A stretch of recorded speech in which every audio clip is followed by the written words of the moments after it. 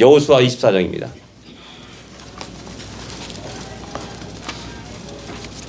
여호수아 맨 마지막 장입니다. 24장 13절 18절까지인데 13절 14절 15절까지만 같이 읽겠습니다. 13절 14절 15절까지만 읽겠습니다. 같이 읽겠습니다. 내가 또 너희가 수고하지 아니한 땅과 너희가 건설하지 아니한 성읍들을 너희에게 주었더니 너희가 그 가운데 거주하며 너희는 또 너희가 심지 아니한 포도원과 감람나무의 열매를 먹는다 하였었느니라. 그러므로 이제는 여호와를 경외하며 온전함과 진실함으로 그를 섬기라. 너희의 조상들이 강 저쪽과 애굽에서 섬겼던 신들을 치워버리고 여호와만 섬기라. 만일 여호와를 섬기는 것이 너에게 좋지 않게 보이거든 너희 조상들이 강 저쪽에서 섬기던 신들이든지 또는 너희가 거주하는 땅에 있는 아모리 족속의 신들이든지 너희가 섬길 자를 오늘 택하라. 오직 나와 내 집은 여호와를 섬기겠노라 하니. 아멘. 제가 여기에 딱 서는 순간에 까맣게 잊어버립니다. 새로 오신 분이 있습니다. 우리 승진 형제 부부가 왔습니다. 축하드립니다. 예, 그 탤런트 이동욱 씨가 왔습니다. 네. 네. 그 옆에 이게 어머니 되시는 분은 영화배우 이미숙 씨와 비슷한 이름을 가진 이미순 집사님이십니다. 네. 우리는 참 유명한 사람이 많이 와요. 네. 네. 뭐 김수현 씨가 있지 않나? 아, 이게 공자 70대 후손이 있지 않나? 뭐 그렇습니다. 네. 참 좋은 교회입니다. 우리 교회에서 참된 평안과 안식을 누리고 하나님의 영광을 찬양하는 노래할 수 있기를 원합니다. 예, 또 다른 광야 앞에서라는 제목으로 함께 은혜를 나누기를 원합니다. 예, 여기 우리가 이제 모세의 인생은 3단계로 나지 않습니까? 근데 모세의 인생과 여호수아 인생이 약간 차이가 나요. 모세의 삶은 애굽에서 그 왕궁에서 40년을 생활하고 그 다음에 광야로 도망가서 장인 이드로에 거기서 40년을 생활하고 그다음에 돌아와서 애굽에서 이제 출애굽 구원하는 그래서 광야에서 40년의 생활을 마감합니다. 근데 여호수아는 청년기에는 40세까지는 애굽에서 노예로 생활합니다. 그리고 나와서 40년을 광야 생활합니다. 80세까지. 이제 80세에서 110세까지는 젖과 꿀이는 가나안 땅에서 정복하고 그 기업을 얻고 그렇게 생을 마감합니다. 읽어보면 어떻게 보면은 우리 주님은 여호수아 그러면 나중에 예수와 하고 예수 이렇게 딱 연결되는 그 이름 속에서 보면은 우리가 가장 어렵고 힘들 때 노예 생활할 때 함께 하셨던 분입니다. 젖과 꿀이는 가나안 땅으로 향하여 가는 그 행군 속에서도 함께 하셨던 분이고요. 그 다음에 그 나라에 들어가서 그 영광을 누리는 그 현장 속에도 함께 하셨던 분이 우리 주님이시다. 여호수아였다는 사실을 보여주고 있습니다. 그 여호수아가 이제 이 땅의 상을 마감하는 그 상황 속에 이제 이스라엘 백성들 장로를 불러 모으고 또 그들에게 이야기를 합니다. 어떻게 보면 이것은 24장은 여호수아의 마지막 유언과 같은 말씀이라 할 수가 있습니다. 이스라엘의 미래를 염려하면서 마지막으로 하는 간절함이 그 24장에 담겨 있다 할 수가 있습니다. 이스라엘 이 말씀을 우리가 제일 먼저 생각하는 것은 어디를 보아도 영적인 광야가 보인다는 겁니다. 그가 서 있는 땅은 젖과 꿀이는 가나안 땅입니다. 하나님의 축복의 땅입니다. 풍요의 땅이라 할 수가 있습니다.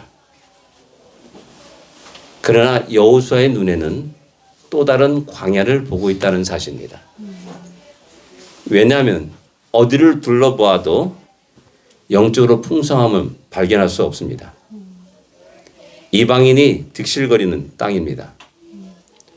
온갖 잠깐만 눈만 돌려도 우상 숭배 그 땅이 그곳이 널려 있는 것이 바로 여호수아와 이스라엘 백성이 살아가는 그 땅입니다. 영적인 불모지대에서 그들은 살아가고 있는 겁니다. 그들의 삶의 모든 현장은 영적인 전쟁터라고 말할 수가 있습니다. 이런 상황 속에서 이스라엘 백성이 조그만 마음을 놓는다면 뭐 오늘 할 일 내일로 미루고 그렇게 게으름을 피운다면 또 지금까지 살아온 인생이 내 힘과 내 지혜로 내 능력으로 살아왔다라고 교만해진다면 그들은 결국 과거 그들이 걷던 광야보다 더 혹독한 고통과 하나님의 무서운 진노와 심판을 받게 될 것이라는 사실입니다. 진정 영적인 광야를 바라보면서 우리가 깨닫는 것은 이들이 우리의 살아가는 현실 상황들을 정확하게 보아야 됩니다. 하나님이 함께하지 않으면 살아갈 수 없다는 사실을 우리는 고백해야 됩니다. 하나님을 의지하지 않고는 내가 설 수 없다는 것을 우리는 인정해야 됩니다. 지금까지 우리가 하나님의 도우심과 인도하심이 살았듯이 하나님의 도우심과 인도하심이 없다면 영적인 광야에서 방황하다 죽을 수밖에 없다는 사실을 우리는 느낄 수 있어야 됩니다.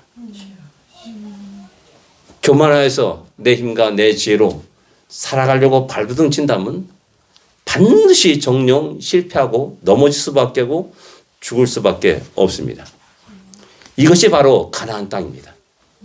이것이 영적인 광야를 앞에 두고 이스라엘 백성들에게 마지막으로 호소하는 여호수아의 말입니다. 풍요롭냐? 너무나 화려한 곳이냐? 적각꿀이 흐르는 땅이냐? 아니라는 겁니다. 또 다른 광야에 너희들은 서 있다. 다시 정신을 차리고 계속해서 처절한 영적 전쟁을 싸우지 않으면 살아갈 수 없다는 사실을 다시 호소하고 있는 겁니다.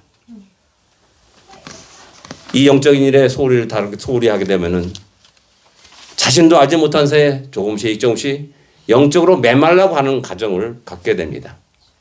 결국에는 광야에서 죽음을 맞이하게 되는 겁니다. 우리는 2023년을 살아가면서 우리가 처한 우리의 삶의 현장을 똑바로 직시할 수 있어야 됩니다. 풍요롭고 너무나 자유가 풍성하고 뭐 놀러 갈 게 너무 많습니다. 구경할 것도 많이 있고 뭐 들로 산으로 간다 한다면은 우리는 결국 쓰러질 수밖에 없고 실패할 수밖에 없습니다. 진정 이 땅은 영적 광야가 이 땅이라는 사실을 기억해야 됩니다. 이제 하나님의 진리가 통하지 않습니다. 학교에서 이제 성경을 펼쳐놓고 읽으면은 정황을 당하는 시대가 오늘 이 미국입니다. 온갖 죄악의 모습이 우리 주위에 이제 점점점 다가오고 있고 이제 실제로 우리가 경험하고 있습니다. 대마초 이제 판매하는 것이 바로 우리 동네에 있습니다. 뭐 그런 상태까지 이르게 된 겁니다. 총기 사고는 날마다 일어납니다. 누구가 총에 맞아 죽었다는 뉴스는 날마다 우리 귀에 들리고 있다는 사실을 알 수가 있습니다. 뭐 설날에 LA에서 우리 한국 사람 대상으로 파티가 하는데 총기로 또 많은 사람이 죽었다 뭐 그런 얘기도 들립니다. 동성애 문제도 우리가 무시할 수 없는 것임을 우리는 잘 알고 있습니다. 이런 영적인 광야를 앞두고 과연 우리는 어떻게 살 것인가라는 그 문제가 일어납니다. 어떻게 우리는 이 광야를 걸을 수 있냐라는 겁니다. 제일 먼저 여호수아는 과거 하나님의 구원을 기억하라고 우리에게 이야기하고 있습니다. 24장 전반부가 다 그런 내용들입니다. 2절에서 보면 너희 옛적 조상이 강 저쪽에서 우상을 섬겼다라고 말하고 있고, 또 그러나 3절에 보면은 내가 너희 조상 아브라함을 이끌어내었다라고 말씀합니다. 그 우상 섬기는 그곳에서 아브라함을 이끌어내었다라고 말씀하고 있습니다. 그다음에 5절에서는 이제 이스라엘 백성들이 애굽에서 노예 생활하는 상황을 갖다 이야기하면서 모세와 아론을 보내시사 내가 그들을 징계하여 재앙을 내렸고 너희를 인도하여 내었다라고 또 말씀합니다. 7절에는 광야에 거주한 사건을 이야기합니다. 8절에서 내가 또 너희를 인도하여 유단 저쪽에 거하는 아모리 땅에 들어가게 하셨다라고 말씀합니다. 이 모든 것들은 간단하게 이해하면 하나님이 행하신 크고 놀라운 구원의 역사였습니다. 하나님이 행하신 크고 놀라운 구원의 역사. 더 나아가서 발람이 이야기도 합니다. 발락은 이스라엘 백성을 저주하기 위해서 발람을 데려왔지만은 하나님은 그 입을 주장하시다 도리어 축복을 하게 하셨음을 갖다가 말씀합니다. 그리고 가나안 족속 여러 족속 7족속을 너희 손에 넘겨주었고 그 땅을 너에게 주었다라고 말씀합니다. 이 놀라운 하나님의 구원, 하나님의 인도하심, 하나님의 복주심, 하나님의 승리를 결코 잊어서는 안 된다라고 말씀하고 있는 겁니다. 우리 삶 속에 이런 놀라운 구원의 역사, 하나님의 인도하심 역사를 경험하는 것은 굉장히 중요합니다. 그리고 그것을 간직하는 것은 너무나 소중합니다. 왜냐하면은 우리는 때로 넘어질 수 있고 실패할 수 있습니다. 그러나 그 기억이 있는 사람은 일어납니다. 그 기억이 있는 사람은 다시 하나님을 향하여서 엎드립니다. 그 기억이 있는 사람은 하나님을 향하여 도와주시옵소서, 살려주시옵소서 라고 호소하고 부르짖고 또 금식하며 기도하게 되는 겁니다. 그래서 중요한 겁니다. 누가 보면 탕자의 비유가 나옵니다. 못된 아들이 아버지 유산을 가지고 먼 나라 가가지고 허랑방탕 쓰다가 다 없애버립니다. 그 쥐염려면을 먹고 돼지 우리를 치는 그러한 비참한 지경까지 이르게 됩니다. 근데 그가 다시 아버지께로 돌아올 수 있었던 건 뭡니까? 아버지가 기억나는 겁니다. 그때 그 시절 그 속에서 살았던 그때를 기억하게 되는 겁니다. 기억했는데 아버지가 가보니까 별 볼이 없어요. 맨날 쫄고 막 그랬던 기억만 있다 한다면 아버지 집에 가도 소망이 없다고 얘기할 거 아닙니까? 근데 아버지 집에는 먹을 것도 많고 잠잘것도 있고 풍성한 것이 있는데 라고 기억하는 겁니다. 자기가 경험했습니다. 거기서 자랐고요. 그렇기 때문에 돌아가는 겁니다. 그래서 자기 고향으로 다시 돌아갑니다. 그래서 우리가 지금까지 나를 어떻게 하나님이 사랑하시고 나를 어떻게 인도하시고 여기까지 이르게 하셨는지를 기억하는 것. 또 그런 모든 사건 속에서 하나님이 개입하시고 간섭하시는 것들을 깨닫는 것은 너무나 소중한 일이라는 겁니다. 이것이 영적인 광야를 걸어가는 힘이 되고 또한 동기가 됩니다. 두 번째 우리가 생각할 수 있는 것은 현재 우리가 누리는 것이 하나님의 은혜임을 이야기합니다. 13절에 보면 내가 너희가 수고하지 않은 땅과 너희가 건설하지 않은 성읍가를 너희에게 주었다라고 말씀합니다. 또 더 나가서 너희가 심지 않은 포도원과 감람원의 열매를 먹게 했다라고 이렇게 이야기합니다. 하나님은 이스라엘 백성들에게 때를 따라서 일용할 양식을 주셨습니다. 풍성한 것을 먹고 마시게 했습니다. 그런데 안타깝게도 이스라엘 백성들은 하나님이 지금 현재 나에게 쏟아지는 복을, 쏟아주시는 은혜를 깨닫지 못합니다. 깨닫지 못하기 때문에 하나님께 감사를 드리지 못합니다. 내가 얼마나 힘써서 일했는 줄 아냐? 내가 얼마나 이 땀 흘려 고생했는 줄 아냐? 때 앞에서 나가서 얼마나 많은 시간 동안 노동했는 줄 아느냐 라고 생각하는 겁니다. 이것이 하나님의 은혜라고 생각하지 않고 내가 땀 흘려 이룬 열매의 결과라고 생각합니다. 근데 하나님 말씀합니다. 너희가 건설하지 않은 성읍을 주었다. 수고하지 않은 땅을 너희에게 주었다.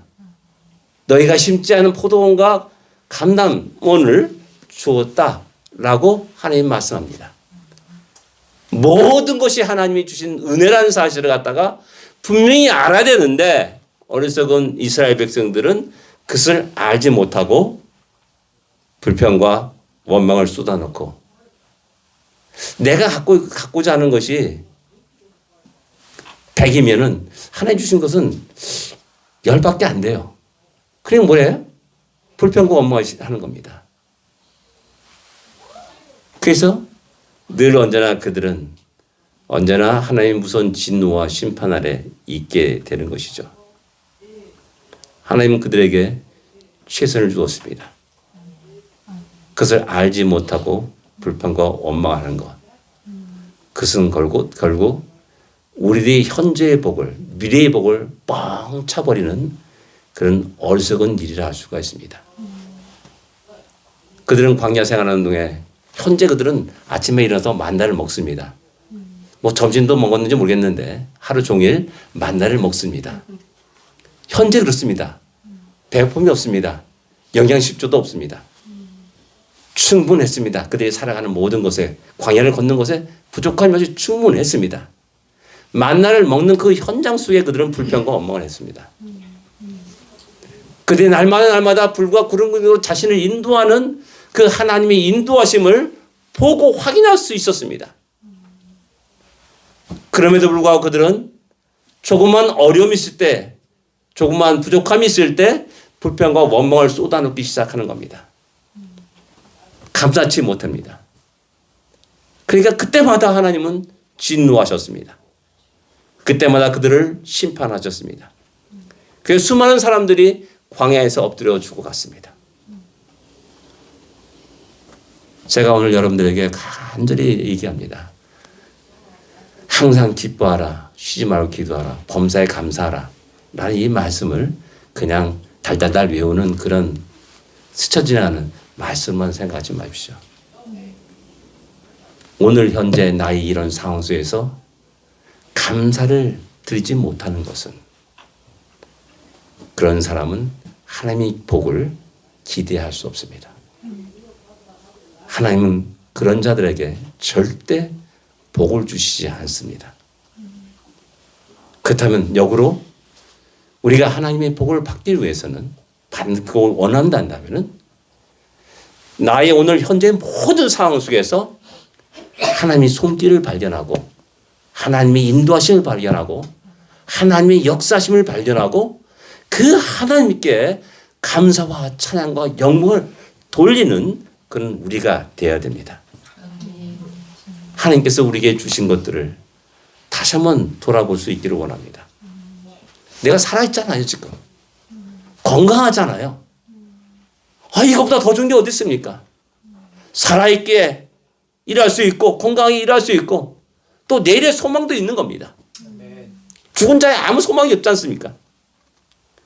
내가 살아있음을 감사합시오. 눈을 뜨면서 주여 감사합니다 라면서 아침에 일어나십시오. 내가 팔다리 건강하게 걷고 움직일 수 있음을 인해서 하나님 감사합니다 라고 말하면 그 날이 복된 날이 되는 겁니다.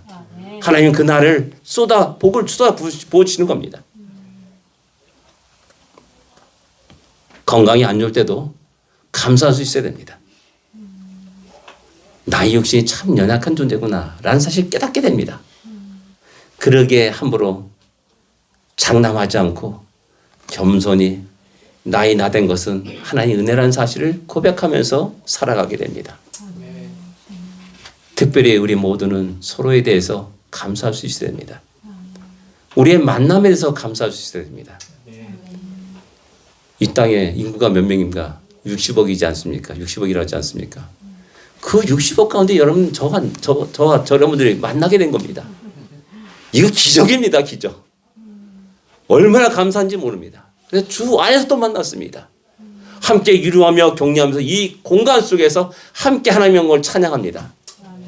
이것이 얼마나 큰 기적입니까? 평범한 일이 아닙니다. 하나님이 우리에게 쏟아 부으시는 은혜라는 사실입니다. 가정에 귀한 아내를 만나고 남편을 만나고 자녀들을 만났지 않습니까? 선물 주셨지 않습니까? 에휴 저놈 때문에 내가 죽지 못해 살지 하면서 지지하면서 옛날 우리 시대 어머니들은 그런 말을 많이 쏟아부었습니다. 근데 우리 어머니가 그래요. 내가 너희들 때문에 죽지 못하고 살았다 라고 말씀했어요. 왜? 자녀들이 부모들에게 큰 기쁨 되고 위로가 되고 용기를 심어주는 겁니다. 그 맛에 살아가는 겁니다. 하루를 살아가는 겁니다. 기쁨을 경험하게 되는 겁니다. 그러기에 내 품 안에 있는 그 자녀가 너무나 기쁘고 감사하고 소중하고 하나님 감사합니다라고 기도하고 또 찬양할 수가 있는 겁니다. 이렇게 하나님 주신 것들을 올바로 누릴 수 있는 우리가 되어야 됩니다. 오늘 현재 우리는 그것을 누릴 수 있어야 됩니다. 기쁨과 감사함으로 우리가 그리고 또한 생활할 수 있어야 됩니다. 세 번째 우리가 생각할 수 있는 것은 미래의 살 길은 오직 하나님을 섬기는 일이다라는 사실을 강력하게 이야기합니다. 14절에 그러므로 이제는 여호와를 경외하며 온전함과 진실함으로 그를 섬기라. 너희 조상들이 강 저쪽과 애굽에서 섬기던 신들을 치워버리고 여호와만 섬기라라고 말씀합니다. 여호와를 섬기기 이전에 해야 될 일이 있습니다. 먼저 치워버리는 일이 선행돼야 되고 필요합니다. 우리가 치워버릴 것이 무엇인지를 알아야 됩니다. 우리가 포기해야 될 것, 내려놔야 될 것을 우리는 정확하게 알아야 됩니다. 내 삶에서 버리지 못하는 것, 내 삶에서 포기하지 못하는 것, 내가 너무나 사랑해서 간절히 갖고 있고 들고 있는 것. 제가 얼마 전에 여러분들에게도 말씀드렸지만 그런 모든 것 대부분들이 다 쓰레기에 지나지 않습니다. 제가 말하지 않습니까? 내가 너무나 기중에서 막 다운로드 받아놓고 막 해놔요. 2번 다시 한 번입니다. 그리고 뭐 점점 컴퓨터가 용량이 터져가지고 뭐 점점 늘어지고 문제가 발생하고 그래서 이게 아니구나 다 지워버립니다. 열심히 모았다가 다 지워버리고 이런 것이 내 인생 속에 한두 번 일어나는 게 아닙니다. 내가 그렇게 소중했던 모든 것들 중요하게 생각했던 모든 것도 역시 다 쓰레기에 지나지 않는구나 라는 사실을 발견하게 됩니다. 우리는 이런 것들을 치워버려야 됩니다. 하나님을 의지하는 것보다 더 의지하는 것들 치워버려야 됩니다. 젊은이들은 젊음의 열정들을 의지합니다. 이 젊음을 갖고 내가 못할 일이 없어 하면서 자신 있게 나가지 않습니까? 저도 젊었을 때 그렇게 교만했었습니다. 또 좀 잘 사는 사람들은 재물을 의지합니다. 뭐 이 정도 재물 가지면 뭐 내 평생에 또 내 자식까지 잘 먹고 잘 살겠지라고 생각합니다. 또 많이 배운 사람들은 자기가 가졌던 그 지식들을 의지하는 경향들이 있습니다. 배우지 않고 돈 벌지 말라는 말이 아닙니다. 이런 것들을 의지하는 그 순간에 하나님 의지하는 것들을 버리게 됩니다. 하나님을 의지하고 하나님 부어주신 부와 영광과 또 권력과 지식들을 지혜롭게 하나님의 영광을 위해서 사용하고 누릴 수 있는 자가 되라는 말입니다. 아멘. 이럴 때 하나님은 그들을 통해서 크게 역사하시고 그들의 미래의 길들을 열어놓으신다는 사실입니다. 세상의 근심과 걱정들, 두려움들이 또 하나님께 나가는 것을 방해하고 하나님을 섬기는 일들을 방해합니다. 그렇기 때문에 우리는 먼저 근심과 걱정을 버려야 됩니다. 치워버려야 됩니다. 여기 와서도 저 집에 가스불 안 껐는데 걱정하는 어리석은 것처럼 어리석은 자가 없습니다. 그렇지 않습니까? 그 열려 있으면 벌써 사고 나서 뻥 나가지고 맹맹해가지고 지금 막 전화 나갈 텐데 안 그렇지 않습니까? 그럼 염려할 필요가 없는 겁니다. 근데 염려합니다. 내가 세상을 너무 사랑해서 세상 것들을 추구할 때 하나님이 섬기는 것들이 방해됩니다. 그러기에 우리의 삶의 우선순위가 명확해야 됩니다. 하나님이 제일이 되어야 됩니다. 월, 화, 수, 목, 금, 토, 일이 아니라 일, 월, 화, 수, 목, 금, 토가 되어야 됩니다. 그래서 한 주간의 삶을 살아가면서 시작하면서 우리는 제일 처음에 주 앞에 나와서 찬양하며 예배 드리고 한 주간을 시작하는 것입니다. 하루 일과를 시작하면서 눈을 뜨면서 기도와 찬양으로 또 성경을 묵상하면서 하루 일과를 시작해 보십시오. 그럼 그 하루를 하나님이 보장해 주시고 그것이 쌓이면서 우리의 미래의 인생을 보장해 주시고 이끄시고 인도하십니다. 여호와서는 이에서 말합니다.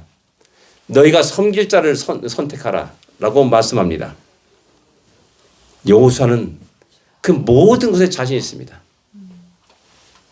어느 것을 선택하느냐에 따라서 그 결과 정반대 180도 다르다는 사실을 너무나 잘 알고 있습니다. 이것이 성경의 역사입니다. 성경이 기록하여서 우리에게 들려주는 이야기들입니다. 자, 하나님을 섬기고 하나님의 우선순위를 여기면서 살아간 그 사람들의 결과가 어떠냐? 봐라! 라고 말씀하고 있고 정반대로 하나님을 버리고 내 힘과 내 뜻과 내 지혜로 내 능력으로 살아가를 밟아치던 그 인생이 어떤 결과가 받았는가를 갖다가 우리에게 명확하게 보여주는 책이 이 성경이라는 겁니다.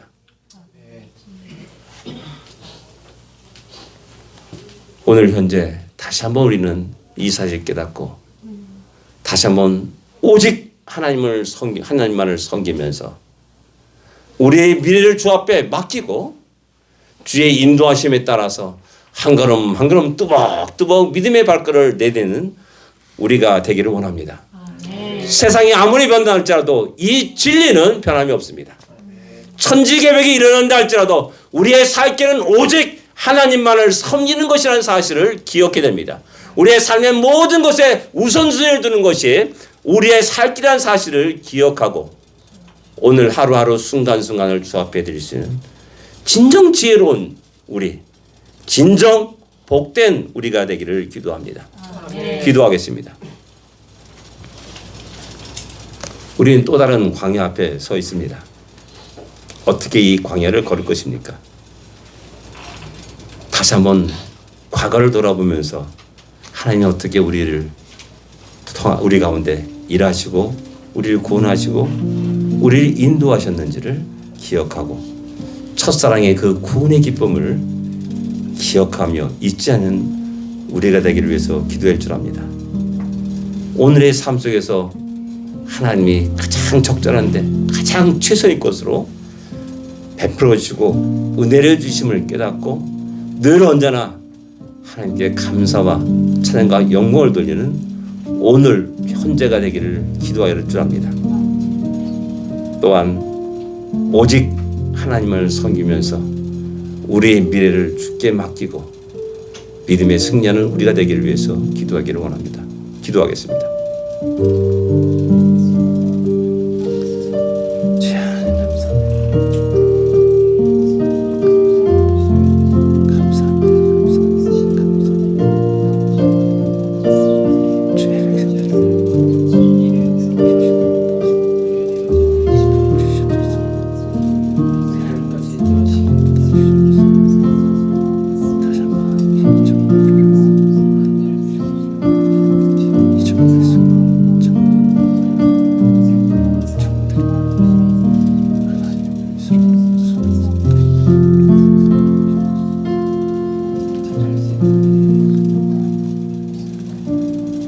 하나님 아버지 은혜를 감사합니다. 우리 눈을 들어서 주위를 바라볼 때마다 또 다른 광야에 서 있음을 깨닫게 됩니다. 이 광야를 걸어갈 때 우리 힘으로 능력으로 걷지 않게 하시고 우리가 준비한 것을 가지고 걸으려는 어리석음을 범하지 않게 하여 주옵시고 과거에도 그랬듯이 하나님의 은혜로 살아왔음을 기억하며 오늘도 하나님의 은혜 가운데 거하고 또 내일도 변함없이 하나님의 은혜 속에 살게 하여 주시옵시고 어떤 상황과 어떤 환경 속에도 우리 믿음을 더욱 굳게 하여 주시고 오직 하나님만을 의지하고 섬기며 살아가는 우리 모두가 되게 하시고 우리 샬롬교회 가족들이 되게 하시고 가정들과 우리 자녀들에서도 인도하여 주시옵소서. 그렇게 우리 샬롬 장로교회를 복되게 하여 주시옵소서. 예수님으로 간절히 기도드립니다. 아멘.